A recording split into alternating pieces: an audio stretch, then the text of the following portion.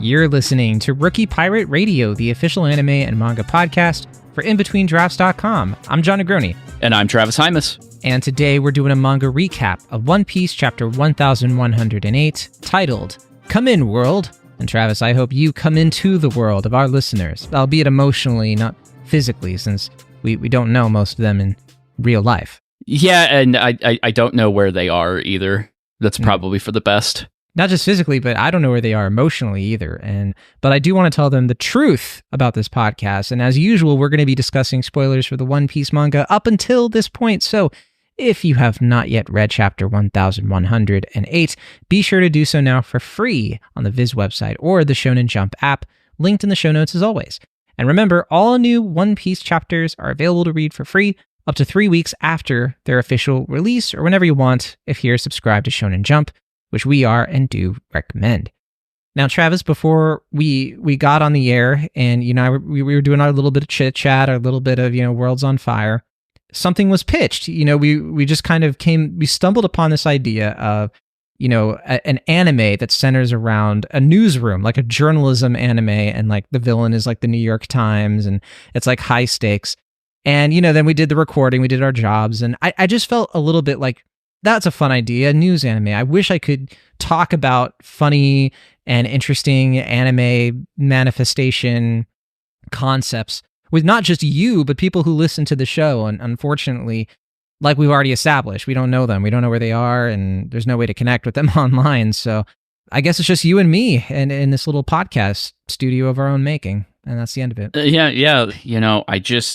It's such a good pitch, and I feel like other people would appreciate it. And they would say to us, they'd say, John and Travis, this is the best idea that you've had ever. I mean, it's way better than any of your One Piece theories. But of course, they can't tell us that. And what? I'm sorry. What's that? Oh! I've got our Travis? producer. Yeah, I've got our producer here, Rookie D Pirate here, tapping me on the shoulder. Rookie D Pirate. And they're giving me just a little upset. You'd like me to share that once again, we have forgotten that the Discord link is in the show notes. Do you know anything about that? Oh, yeah, I have to get rid of that link because the Discord was destroyed and it was obliterated. So, I mean, Discord would have been great for sharing the Newsroom podcast for sure if it still existed. Yeah. Oh, sorry, Wikidi Pirate is handing me a letter here. It says, oh, here's the problem. I read that in the New York Times, so it wasn't true. Oh, there it is. There you go. Allegedly, please don't sue us. That makes perfect sense.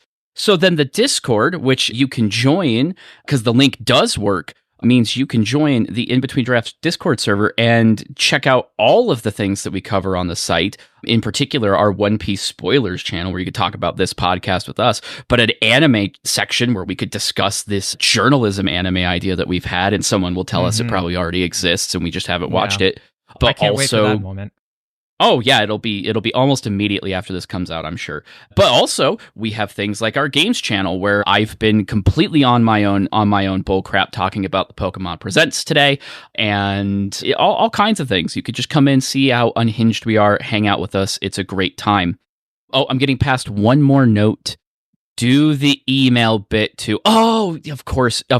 If you want to send us a different kind of message, possibly through electronic mail, we do have an email address. John, do you want to know that email address? Please say it 3 times if you can. Yeah, that's rookiepirateradio@gmail.com. That's 1. rookiepirateradio@gmail.com. That's 2. And one more time for those in the back, rookiepirateradio@gmail.com. I got an email right now from Neelan John, who sent this just today, who said, you guys are right again with your predictions. Can you please tell me if you have some form of connection to view the manga or storyline before either are released? Or is Oda also secretly present in the podcast? Now, unfortunately, we can't view the manga before it's released. I wish we could. The best I can do is I can get the raw scans. I haven't gotten the raw scans, though, and I get them legally, to be clear, from Japan. I haven't gotten them yet. I don't know if it's out in Japan for me to consume. Maybe tomorrow morning. I usually get them like late Tuesday night. I mean, chances are good you'll probably get them after we're done recording this, because that seems to be our luck. But well, but no, my temptation, you know what I mean? Yeah, I was also going to say we don't cheat. We don't cheat. No, I would say I would. Yeah, but Oda also is secretly present in the podcast because he exists in our hearts. So I just wanted to. It's true. Yeah. It's true. We are truly faithful. I was going to say that my hockey, my observation hockey, is just not that good. I don't miss, but that's about it. But yeah, rookiepirateradio@gmail.com, named after our producer, Rookie D. Pirate, not the name of the show. But with all that said, Travis, I'm ready to talk about this chapter with you. Oh, I am so ready to talk about this chapter. Let's get into it. Main beats. First up, we have a fun color spread here featuring 6 ladies of One Piece living it up with a bunch of dogs. I forget what breed of dog that is, like a Yorkie or something. I don't remember. I'm not great with dog breeds. I know some of them, but if you show me like a bunch of dogs, I won't be able to guess all their breeds, but that's me. I'm like, that's a dog. That's definitely a dog. That's a dog I've seen in life. But yeah, no, they're having fun. It's a little bit eyebrow raising with the way that Reiju, Sanji's sister, is putting the moves on Tashigi. I do like the idea, Travis, that Reiju is canonically queer. I absolutely want that to continue, to be further confirmed. And I mean, in Tashigi's case too, Travis, I mean, that not a bad ship. Like that, I'd get on that pirate ship. I'm sure that ship has already left the docks as of the moment this image was available. Probably existed out there somewhere, even though these two characters have never interacted. Yeah. Oh, yeah. I mean, that's half the fun of shipping, right? Is two characters that barely have any connection to each other. In this case, of course, Reiju is a war criminal on top of that, and Tashigi's a different kind of war criminal. So, you know, maybe not. It is fun because it's either she's filled with poison or Reiju is queer. Those are the only two options. It's the only explanation for this. And let's put it out there too that Oda does apparently seem to be present in this podcast, because we were just talking about how Ne-sama, or in other words, Allie Johnson, editor-in-chief of In Between Drafts, hates Tashigi. Like literally was talking to us about this like as this like chapter was being done. So clearly Oda is trying to send a message to Allie Ne-sama that, you know, maybe he's got some stuff in store for Tashigi that might change her mind. Who knows? That she's not going to hear, unfortunately. Yeah, Punk Hazard. We'll be checking in soon with that, I believe. And I know we need to move on, but I do love the picture of like the dog with like the sunglasses and the colors. But it's my favorite thing about it. I don't know why. I just love it. It's great. Anyway, all right, the chapter itself. And actually, real quick, I do want to do something I don't always do for these. I've never done this before, but I think we should. And that's thank the people who do the English translations. Stephen Paul did the translation itself. Vanessa Satone did the lettering.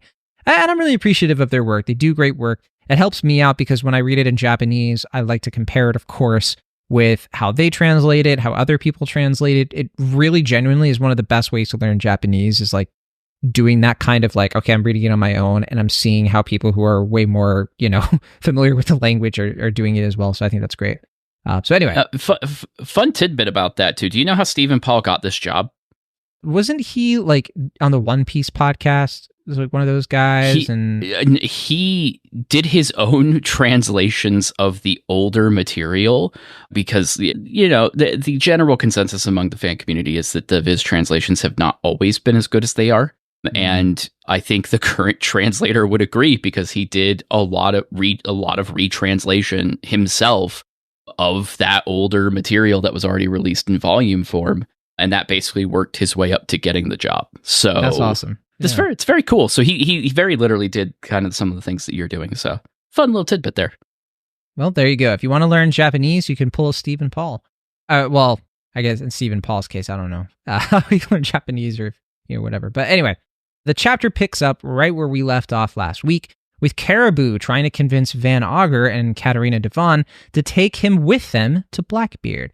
Van Augur actually reveals that he does know who Wet-Haired Caribou is already. Caribou was one of the, I don't remember if he was worst generation rookie or like one of the rookies right before them, like around Cavendish. I actually forget. But I know he was a Sabaody, so I think he was like, was he a supernova? Now I'm starting to second guess myself. He was like the second class supernova, like the supernova's next generation. The Picard to Luffy's Kirk, if you will. Yeah, there you go. Yeah, no, but Van Augur and Catarina, they don't trust him at all. It makes sense because they're like, we're not Government Island. Like this could be a trap for Teach. So Caribou dangles the promise of revealing some very crucial information to Blackbeard in person, and his internal monologue makes clear that the information he wants to reveal to Blackbeard is what Travis, you and I predicted, which is that, or we mentioned last week, Caribou knows that Shirahoshi is the ancient weapon Poseidon, and that Pluton slumbers beneath the land of Wano. Interesting choice of words there in translation. Slumbers, Pluton, slumbering, which I just want to say, I hope we get a little bit, I know Wano's behind us, but I want a little bit more like, what's going on there? Because Pluton keeps getting brought up. So anyway, we transition next to the battle between the Navy and the Bonney-controlled pacifistas, sort of implying that Caribou has successfully persuaded them. It kind of ends on a cliffhanger. Will they take him? I think it suggests that they will, but we'll have to see what happens later. We see a few of the vice admirals assessing the situation. Bluegrass is complaining that destroying the pacifistas sets the Navy back, but they also can't just let them sink their ships. Hound suggests, like, could we just cancel the buster call? Has that ever been done? And Guillotine argues that, well, we can't argue it off. We can't call it off because Vegapunk is guilty of treason. And then Doberman commands all the vice admirals to leave their posts and eliminate Jewelry Bonney in order to regain control of the pacifistas. Next, we see Vice Admiral Tosa closing in on Frankie and Bonney, trying to use this powerful finger pistol, tenfold claw attack or whatever, but he's immediately smacked down, like the war criminal he is, by Dory and Brogy. We're looking for the Straw Hats, and Bonney asks them to go help Luffy, Sanji, and Vegapunk. The Giants reveal here that they heard about Vegapunk from a certain scholar, which we can surmise was Jaguar D. Saul. So Dory and Brogy head out to help Luffy and them, and they leave Frankie, Bonney, Kuma, and Atlas with some of the other Giants to take them to their ship on the northeast shore. Next up, we see the Vice Admirals Urban and Pomsky trying to figure out what happened to Tosa, and Bluegrass gets on a mechanized sea beast with Doll using her Ride Devil Fruit power. I think it was called Ride Fruit. I forget exactly, but Doll mentions I believe you're correct, yeah. Yeah, it lets her ride whatever, like a human or living creature. And Doll mentions that Saul, as a giant, was her superior officer over 20 years ago. So yeah, Travis, it's mentioned literally twice back to back. I think we can safely assume Saul is for sure going to be coming back to the story sooner rather than later, as we were hoping. We then cut to Luffy, Sanji, and Vegapunk getting confronted yet again by Saturn. So Saturn, clearly left wherever he got punched from and has gotten back to them. And he looks way more unhinged now, even more than before. His eyes are bulging. It's very unsettling. He looks like a full-on yokai painting. And Sanji mentions that he's like getting less and less human by the minute, which I wonder if that's like a literal side effect of his power. Plus, he notes that the spider legs are now coated with some kind of poison. Vegapunk asks Luffy to please keep Bonney safe now that the government knows about her special authority over the Kuma pacifistas. Saturn begins his attack, so Luffy tells Sanji to take Vegapunk away, but Kizaru kicks Sanji back and blasts Vegapunk with a light beam through the chest. Sanji grabs Vegapunk again and apologizes. And then we get our big WTF moment of the chapter. Luffy goes giant mode in his Gear 5th, takes on a wicked scowl. Like, grumpy Luffy is here. He grabs Kizaru with one fist, squeezes, and you see the damage on Kizaru. He also grips with his other hand Saturn's face, telling them, you guys aren't going anywhere. As Sanji runs off, he notices Vegapunk is smiling and might just be dead at this point. But we see that something has triggered a message to beam out of the island, though we're scarce on the details. The message, which seems to be recorded, says, "Hello out there, come in world. Ahem, I am Dr. Vegapunk, a humble genius scientist," which, not that humble. While many of you will likely be shocked by what I have to say in this message, I assure you that it is the truth of this world. End of chapter. No break next week. Travis Imus, let's go. Let's go indeed. It is happening. Where do you want to start? With giant Luffy, the message, both, neither? What are we doing? I would actually love to start with the Blackbeard pirates before they leave. Caribou. Yeah, literally. Literally. Wow. Like, I was joking. Okay, sure. No, I think the beginning is a great place to start because that's where we left off. We were kind of like, oh yeah, this is going to be pretty straightforward stuff. But Caribou's surprisingly smart about this. He does not let it slip even remotely to them what he knows. Of course, they would just kill him. Yeah, that's kind, and he doesn't even hint it, which again kind of holds back what this information is really going to mean to Blackbeard. Is this a thing that he's been seeking, or is this going to be just another happenstance that just works in his favor? I'm really curious to see what his reaction's going to be. I mean, he's going to want them. I don't think that's going to be necessarily the big deal, but like, is this going to be, is this a part of the will of Zebek? Is this just a fluke that just works out for him? Really interested to see how that plays out. And I do gotta say, Van Augur and Catarina Devon are surprisingly competent here. Like we've known that they're, we've known that they are powerful, particularly Devon since she was in level 6, but just the face that she puts on, Augur's immediately gun up, like we're just, let's waste him and move on. No nonsense, all business. They have a job to do. They don't want that disrupted. It's kind of terrifying because, like, who's really bad at this? The Straw Hats. They are exceptionally bad at just getting a thing done. So it's kind of interesting to think about the people that Blackbeard has surrounded himself with. Yeah, it makes sense that he would send these two, to a government island for such a sensitive kind of operation from what they're doing. Like, he wouldn't send San Juan Wolf. He's not going to send Vasco Shot. I think that that makes perfect sense. I honestly kind of wonder now because Blackbeard sent Kuzan and Van Augur over to Whole Cake Island, right, already. Does he send them to Wano once he finds out that Pluton is beneath the land of Wano? Right? Is that how Wano comes back into the story? And if so, like, what happens there? Because, we have that's a good point. We have Yamato. Yeah, we know the Scabbards can't fight an admiral, right? We know that because we had that, not to power scale or anything, but like we had an admiral go to Wano, and that almost went badly for the Scabbards. And he wasn't even the tougher one. So So Kuzan, especially with the shackles off, like I mean, I don't know that we've ever seen Kuzan fighting at full power. I think even his fight against Garp for the most part was very similar to this Kizaru one, where like his conflicting emotions seemed to be holding him back or making him worse at his job. A fully unhinged Kuzan just sent to go do a thing. I mean, we've seen what he's done at Whole Cake. Like that could be disastrous. Notably, Yamato's power is similar in terms of cold. So maybe that factors in a little bit, but I don't think it's not a pretty thing. That's for sure. It doesn't. I mean, whoever he sends, I don't think it's a pretty thing, but particularly the admiral would be a threat. Or if he just goes himself, and we're still in this sort of like a battle tournament kind of super arc at this point. So I keep wondering, like, what is the matchup? Is it Yamato versus someone? I don't know.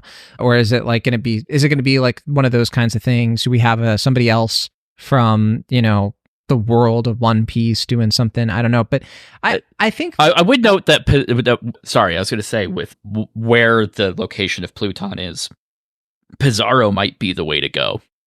Oh, there you go. Then, I wasn't even going to mention that, but also the anime's been kind of coy about the fate of Kaido and Big Mom, and theoretically they're still somewhere beneath Wano. Now the anime has kind of confirmed or sort of like reiterated that the world believes Big Mom at least is dead. Pudding says that like the person, Law's the one who killed Big Mom, and the Blackbeard pirates recognize this. Big Mom kind of notably said that this isn't the end of me when Law sent her down into the lava or whatever. And I don't think we have like any like strict confirmation either way what happened to them. It just kind of seems like they're out of the story because that's convenient. But yeah, I do kind of wonder if Oda's leaving a door open there. I mean, it's One Piece, right? So you kind of have to assume that they're alive until proven otherwise. Yeah, well, I bring that up because I kind of like the idea of Kaido and, like, if he's slumbering beneath Wano, like a Kaido versus Blackbeard matchup, just to kind of like set the, like, not to power scale, but to sort of just set the stakes of like Blackbeard is also tougher than Luffy's toughest opponent, you know, if he was able to defeat Kaido or something like that, if they went back to Wano, because I just think that like it's sort of anticlimactic for them to just go up against Yamato, if that makes sense. Because I mean, no offense to Yamato, but they're not really like the highest tier of like the matchups we've been getting, I don't think. No, I think that's an interesting way of thinking about it, because it's clear that there's some sort of need to have to backtrack, right? We've mentioned it before, even as late as last week, that like something has to bring these locations back into the story. I think it would be somewhat disappointing to physically backtrack, like go retrace our steps through the story. I think people would be less enthused about that because it's just not a thing we've done. Really, even the Straw Hats being separated didn't really send any of them backwards on the Grand Line, realistically, right? Like they got sent to different islands, but it's not like they it's not like they got sent back lateral. To like Reverse Mountain, right? Yeah, it's kind of a lateral move. I don't know if like a straight backtrack is like, I mean, there's plenty of ways it could work. I just don't know that it would be received super well, because we've always been moving to new places. Right? It's always been forward motion. Even when we do check in with these characters, like things like the Reverie, which is a whole arc dedicated to checking in with all these old characters that we've seen. We don't check in with them during, you know, on their respective islands. We check in with them in Mary Joa, which is used as a staging ground for new things, new information, new visuals, the whole thing. So we got to do something to get this other stuff that's happening behind the Straw Hats caught up. And I think this process, getting them in front of other, you know, getting other enemies to them to get the weapons and other resources, right. I think it's a good way to do it, regardless of anything. I do like the idea of that's where Kaido pops out of a volcano or something. I would love to see his reaction to finding out that one of the weapons that him and Big Mom were going to go looking for was literally under his feet.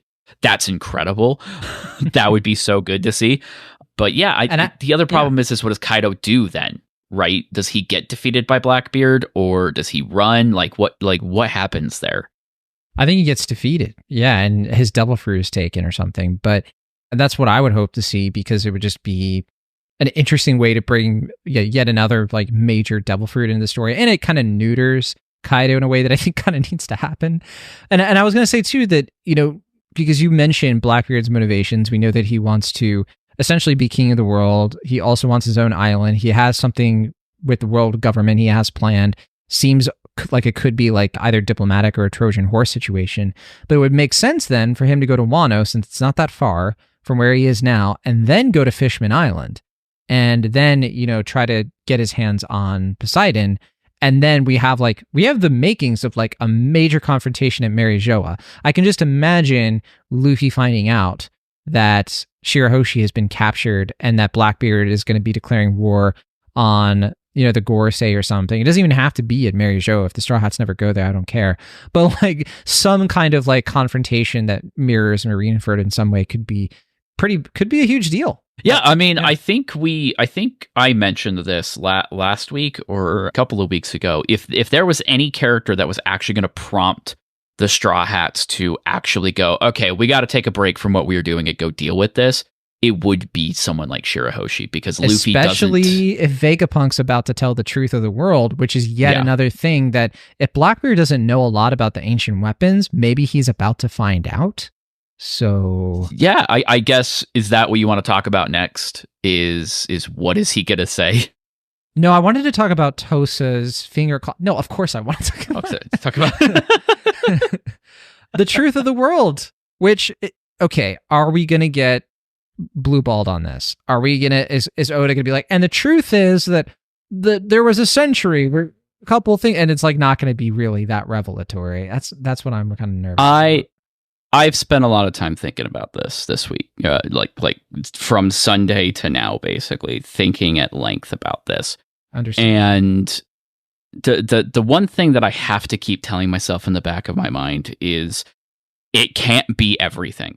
It can't be everything because it's not fun. We know this. We were told this. Yeah, he doesn't. I mean, he probably doesn't know everything, but like we were never going to just get the answers. What I do feel, though, the vibes that I get here are the same vibes that I was getting leading up to Gear 5th. Not the chapter before Gear 5th, but like we were going into, like, we knew something had to happen at the climax of the Luffy Kaido fight, and it just like spurred in me a desire to reread the entire series.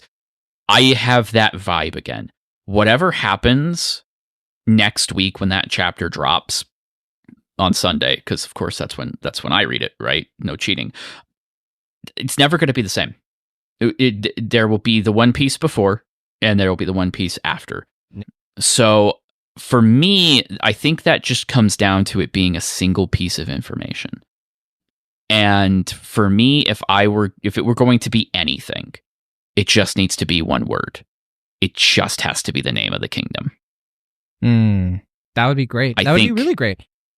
Well, because if it has something to do with the Giants, if it has something to do with Elbaf, and the Giants are coming to this location right now to help Luffy, I think that you have the stage set perfectly, right? For like this message to come out to reach the whole world. As the Giants come, they see Luffy literally as a giant in this current moment, taking on Saturn, who probably is integral to what happened 800 years ago. I think Kizaru is probably going to be, he looks like he's about to be nerfed. I don't think he's got much left in the tank. So to me, this is Luffy Saturn at this point. And this is like the big comfort. What in the world, Travis? We went into Egghead Island being like, oh, cool. They have like new outfits. Oh, it's like a future island. To Luffy versus one of the Gorosei. And gripping an admiral in the other hand. Where are we right now? It's nuts. He said final saga. He said final saga, and he meant it. It has been all gas, no brakes the entire time. Like, we're going to, like I said, something is going to happen next week. And I literally reached out to people who I know who've been reading like One Piece, Allie, and some other friends as well. And I have said, mute everything. Just no memes. No, assume whatever happens next week will be a big deal, and nobody's going to shut up for weeks about it. Yeah. Like it's not going to be probably as visually like spoilery as like Gear 5th was, like where it was such a big deal and such a visual distinctive thing that like even Shueisha gave up before the anime animated it and was like, we're just going to plaster this on everything. What can we do? Sorry, you haven't been caught up. Like, you know, I don't think it's going to be like that, but I do think from a community standpoint, there's no going back, and we're not going to shut up about it, regardless of what it is, unless we do get blue-balled on it. But I don't think it's going to happen, because I'm pretty sure this was a kill switch. I'm pretty sure this was the final level of insurance here. I would even go so far as to say that this is what the phone call the dragon was about. Oh, where he said, I'm about to die, or I'm going to die soon. I think this was the plan the entire time. And so whatever it is, again, I think the most narratively satisfying thing is just a name, because if there is something, because Robin's unconscious right now, right? And I feel like it's unfair if we get information that she doesn't get to have. Well, she might wake up in time. Yeah, right. Like that might be possible, but like right now, just with the information that we have. I don't even remember the last time we checked in with her if she was asleep. It was Chopper told her to rest. She was like kind of fading in and out, so he told her to rest. So she's not lucid as far as we know. Well, I would love to confirm that, but like, you know, the name would be something that I think is worthwhile, because that's something that I would be willing to bet she already knows. Or, you know, never said. I don't know if it's just the name, but like any sort of context of like the giants, you know, used to run this kingdom, or that the Gorosei are these creatures, or like something that just we need one piece to the puzzle here. Do you think it's the giants? Because I'm definitely leaning more towards if it's racial based at all, it's probably the Buccaneers. I think maybe either and because like I just think that there has to be something to like the giants showing up in the battlefield at that moment to kind of like it's visually emphasize it. I mean, I think I'm leaning more towards just the idea that it's like a kingdom of pirates, like it's an actual Libertalia kind of situation. Sure. I think that's still where I'm sitting, where it's or it not reveals necessarily like the Henry Avery character that we're supposed to be. Which I mean is probably who we're going to see as Joy Boy. I think if we're trying to make one-to-one comparisons, that just seems the most likely. For listeners who don't know, happens.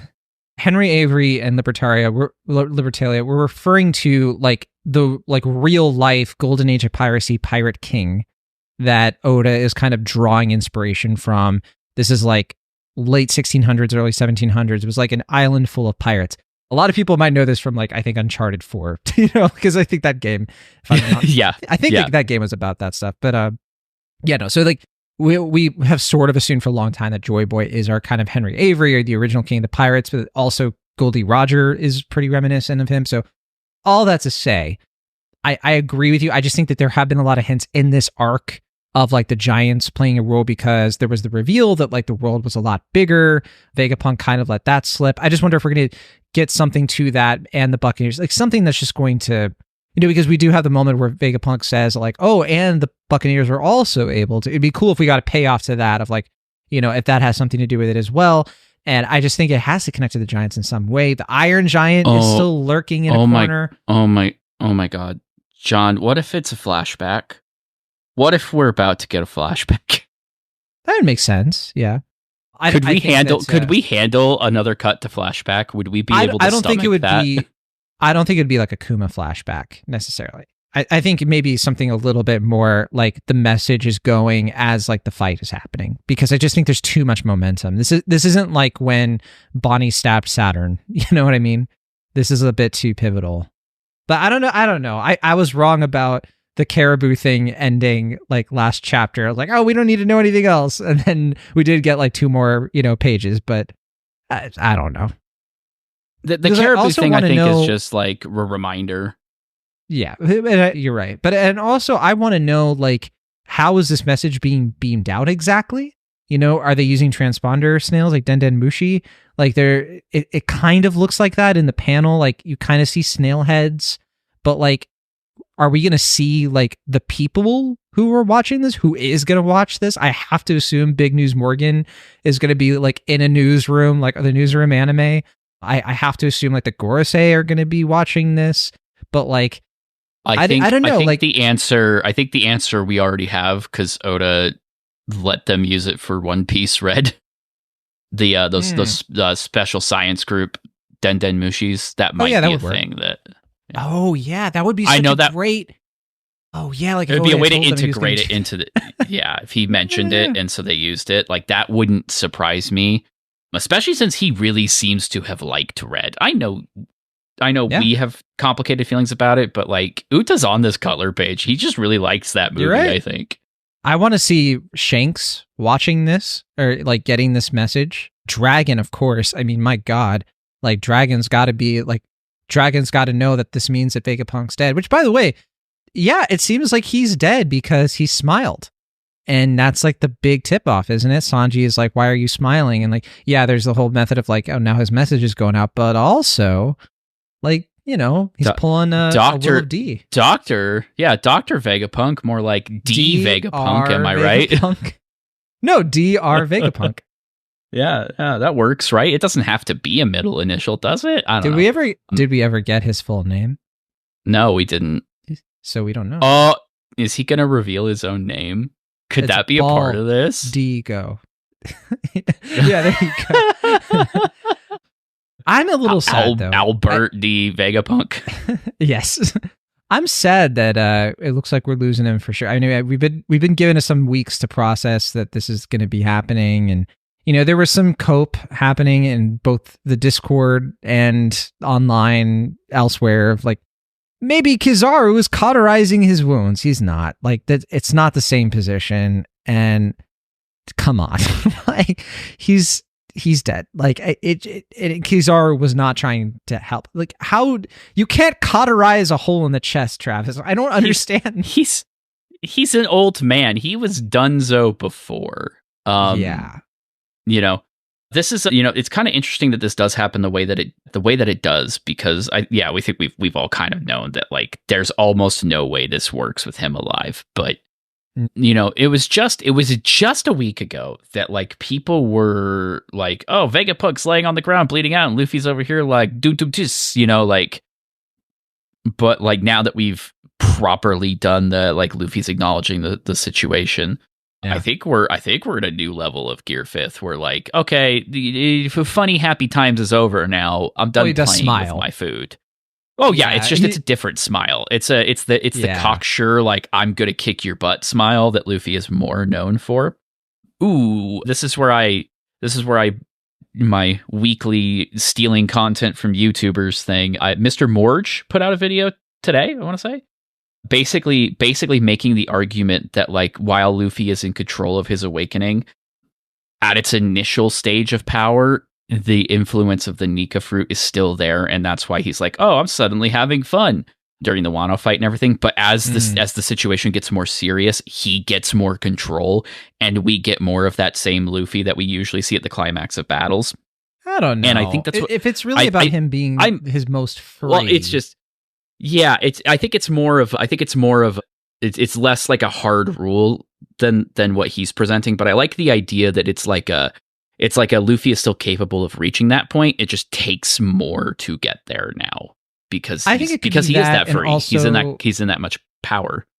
I think though, like Luffy has a bit of a, Saiyan kind of quality to him, which is that like every fight, especially when he's brought to the brink, makes him stronger.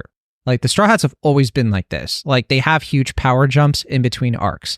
And in this case, he went toe-to-toe with Kizaru and got pretty injured, like lost Gear Fifth and everything. And I think that fight alone, and the Seraphim too, I think he just gets stronger and stronger. Maybe not exponentially every time, but I think the tougher the opponent, the greater the growth. And that's not just a Dragon Ball Z thing. I don't want to be like it's flippant about it. You get XP. Yeah, you get XP from every battle, right? Exactly. And I think that he's leveled up, and I think that speaks to like why is Luffy able to speed run the Grand Line? It's because he's bold enough to take on opponents he shouldn't be able to beat.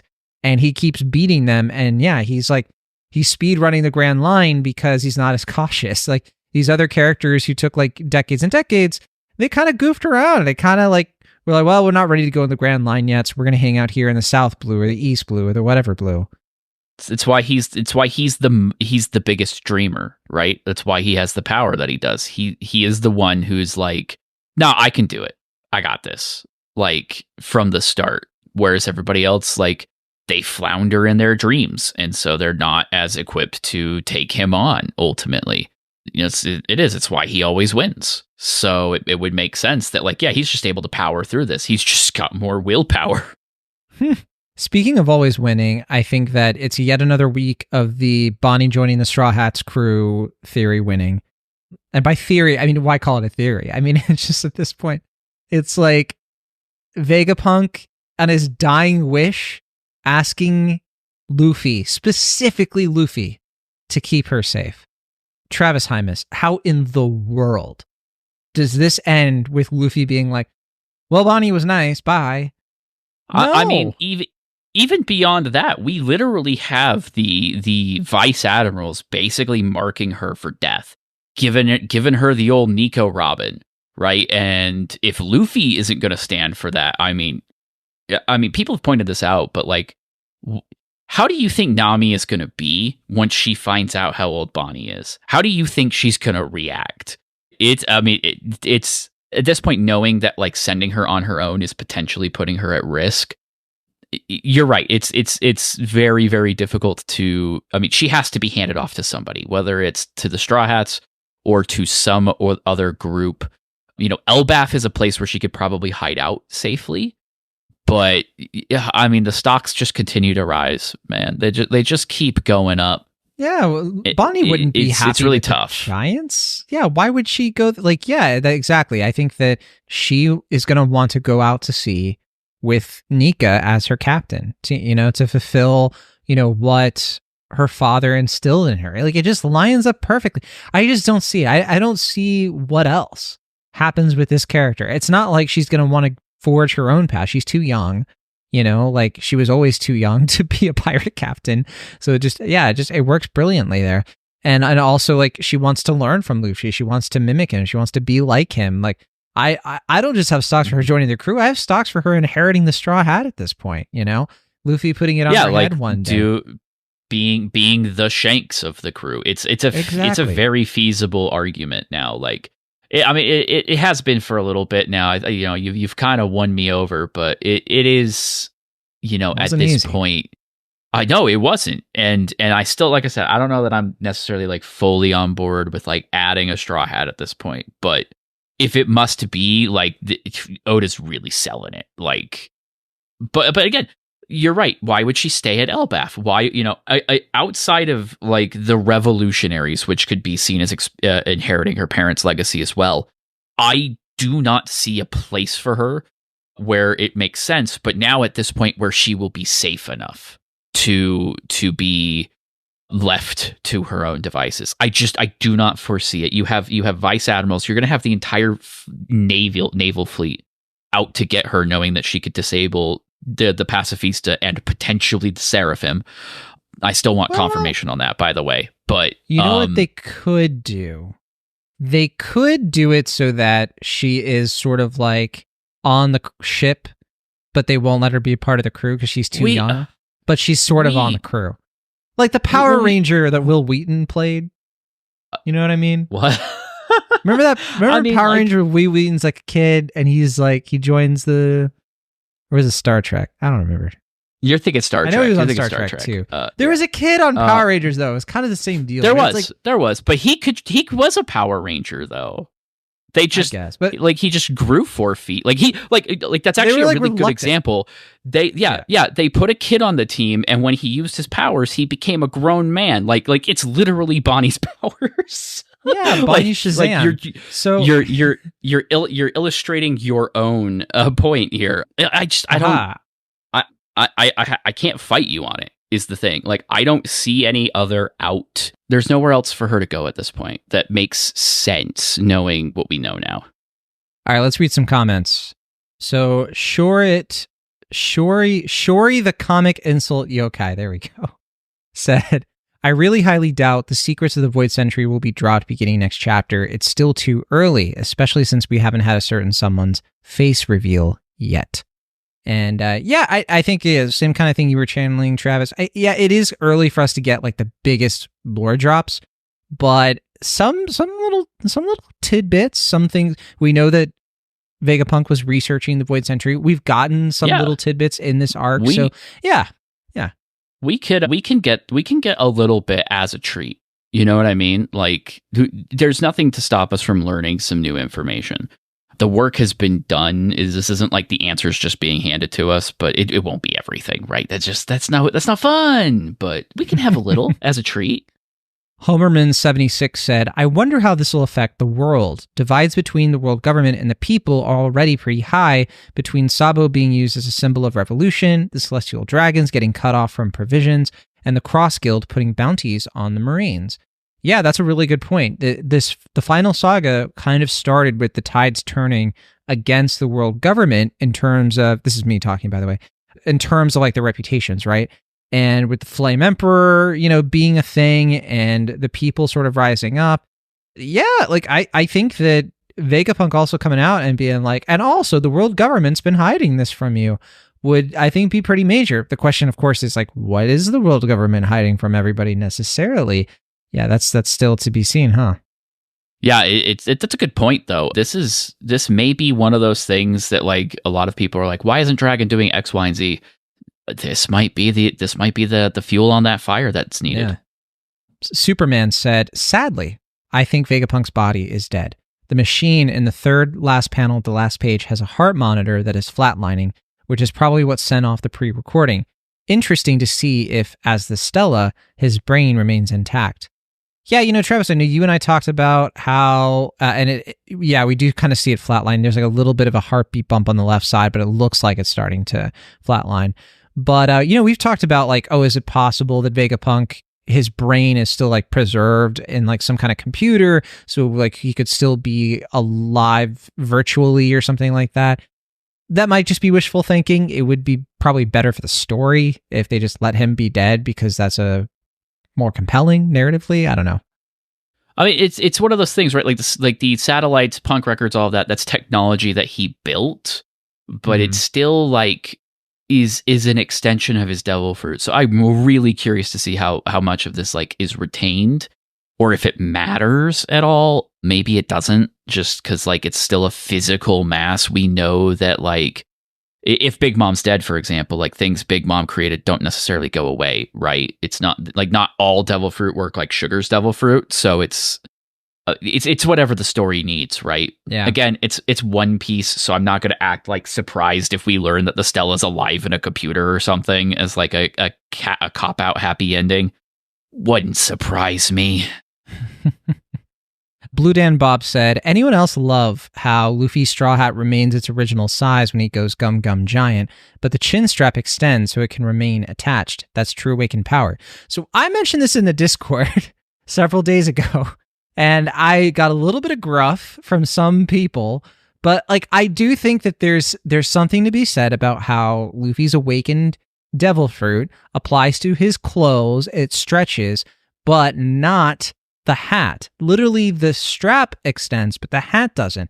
And my thing with that is that I think that the hat has some kind of hockey, it like either coated in hockey or something that resists the devil fruit. So, Travis Hymas, I mentioned this, and there are certain people in the Discord who are like, no, John, you're overthinking it. Shut up. It's just because Oda likes to draw that. That's it's not Hulk what I logic, said. John. He's a comic book character. He's a cartoon character. It's Hulk pants logic. That's what it is. That doesn't defy the argument. Oda is just adding lore to cartoony things. I will grant you that like Luffy coating the hat in like a little bit of hockey actually does make sense from I've had this stabbed once before, and now that I can just do this, make sure that's not a problem anymore. That does kind of sound like a thing he would do, even subconsciously. But again, Hulk logic. Like there's a reason Hulk's pants stretch with him. It's because you can't have him not wearing pants, you know what I mean? like it's the same thing, especially since we know that Luffy's powers work on every part of his body. You cannot have the pant. He loses his shirt. He loses his shirt, right? Like the clothes do fall off where you can get away with it, but there's no editor. Like Oda can do whatever he wants. No editor is really going to stop him. But if it's Luffy showing hog, I mean, it cannot happen. Like I'm sorry, but that's the logistics of it. It's the Hulk pants situation. Oda found a clever way to explain it. But okay. Hero to Anime said, Sanji mentioning Vegapunk smiling leaves a big sign that he may be dead. Look at how many prominent figures who died smiling in the story, and not just those of D. Remember Odin and Yasui. Although it could be, Yasui technically I think had to smile, but although it could be possible to survive if he gets his brain into an empty shell of some kind. So yeah, this person is definitely vibing with some of my theorizing. But then they added, and if this info drop occurs and Morgans is hearing it, he's going to help spread the word farther, but maybe we'll drop Vivi first to the Straw Hats. Does that happen? Do you think Morgans has taken Vivi to the Straw Hats necessarily? Is that what we're supposed to get from that? We have talked about this before, that like this is a really big news story for Morgans to not at least have some sort of agent around to get him info.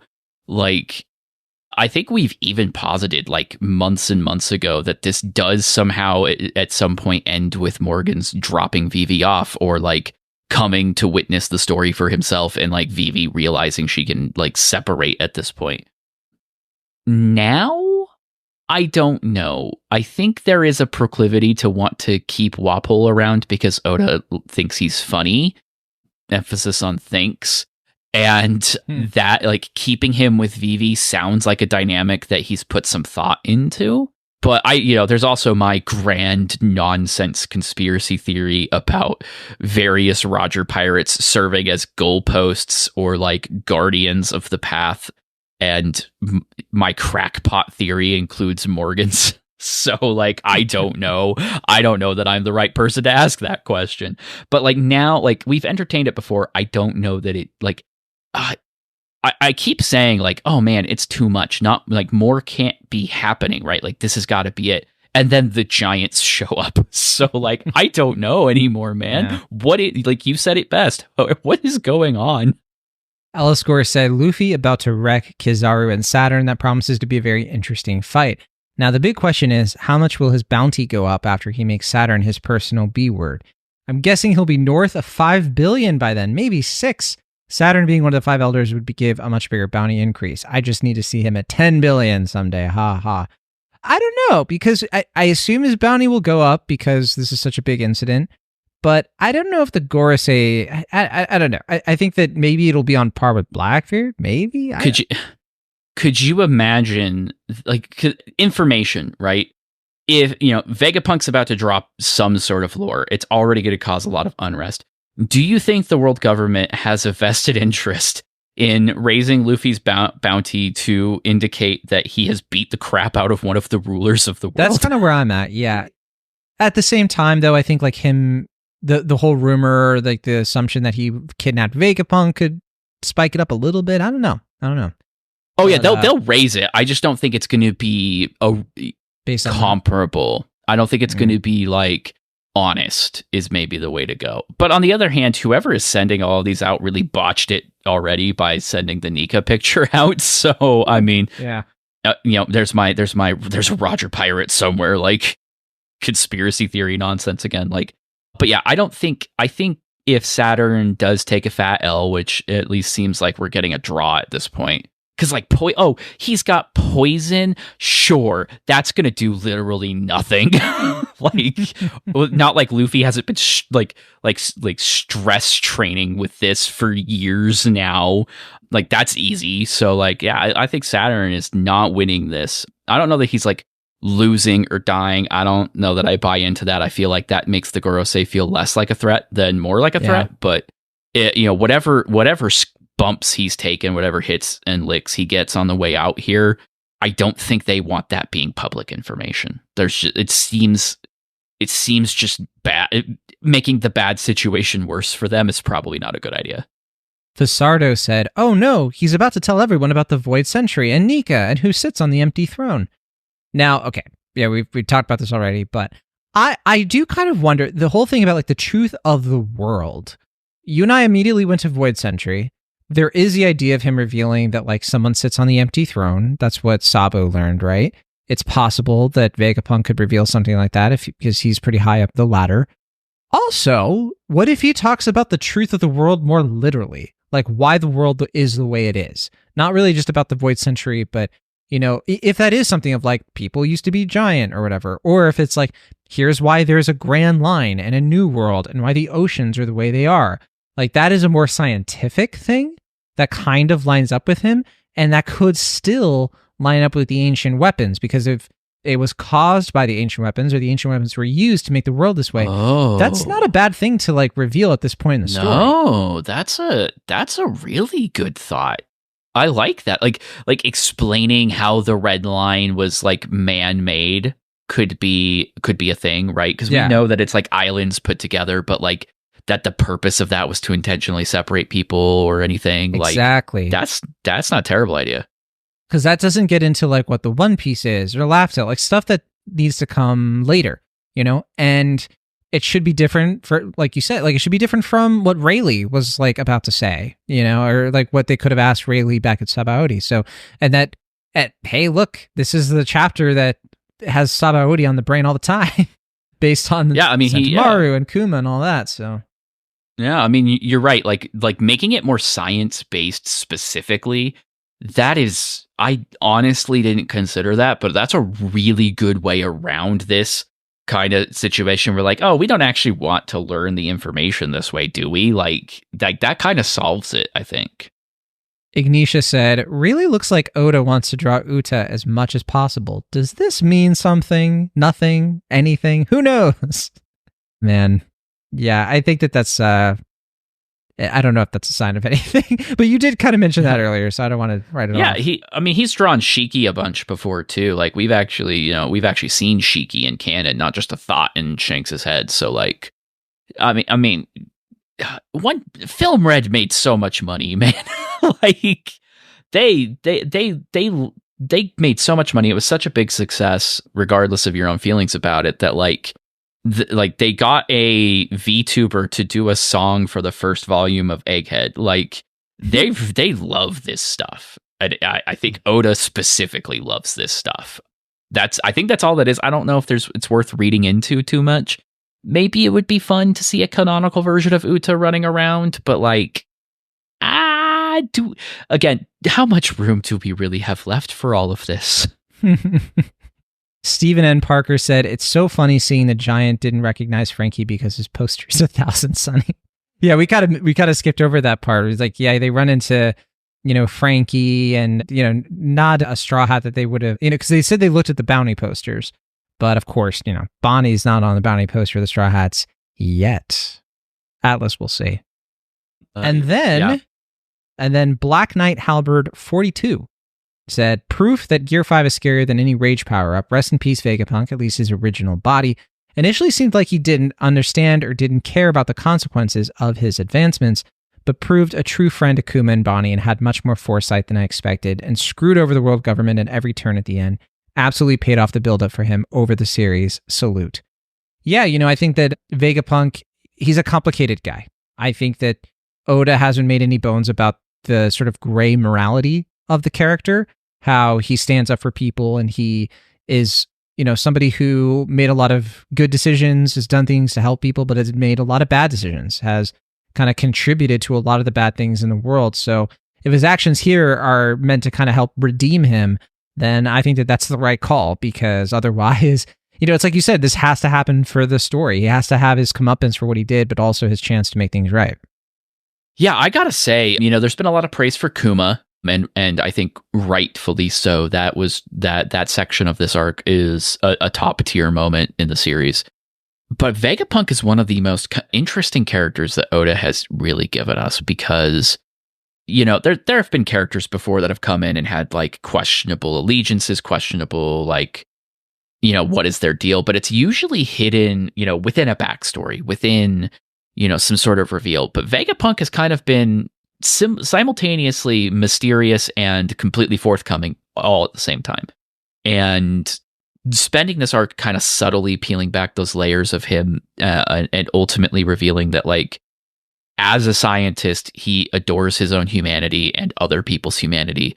I think that's such a great way to sign him off, because, there's a lot of narratives about, within science fiction and within, it's just kind of fiction in general, that tend to be cautionary tales, and for good reason, because tech bros see all of these like dystopian novels and things and take the wrong lessons from them. But here, the message really doesn't seem to be that like the Vegapunk was inherently wrong or like incorrect to do what he needed to do to learn the information that he learned, because he did help people. He, hopefully made the world a little bit more tolerable, right? Yeah. The last comment I had here from Warrior 10, Reiju's never beating the bi allegations. I disagree. I think that Reiju could potentially just be full-on lesbians. So, that would beat the bi allegations. But, either way, Reiju can do whatever she wants. John, are you saying that there may be some male readers of One Piece who can't fantasize about a character? How dare you? How dare you take that dream away from them? Travis, you throw it's this completely at me feasible. In the wake of the live-action Avatar: The Last Airbender show. A show that took me on a journey, that's for sure. A show that took the character of Suki and broke the internet in one fell swoop. But that's not what we're here to talk about. But I think we are done here with chapter 1108. Again, 1109 is going to be here next week. We're going to be... I don't know if we'll get a break after that, because I think we've got like 3 chapters in a row, so this might be it for the month. But yeah, Travis, it's a lot to sit on. I'm going to be hopefully getting... I just double checked. I don't have the raw scans yet, but I'm going to read them as soon as I get them, and I'm looking forward to talking about 1109 with you, because we just keep saying it every week. It's all happening. It's so good this week. It's all happening. It's all happening. I'm hyped. There's nothing else to say. Yeah, I'm hyped. But thanks again, everybody, for checking out the show. And head over to the Discord if you want to chat with us and about other things and let us know just what you want us to talk about next. So that's always fun to do. All right. Also, RickyPirateRadio@gmail.com. We'll see y'all later. Bye.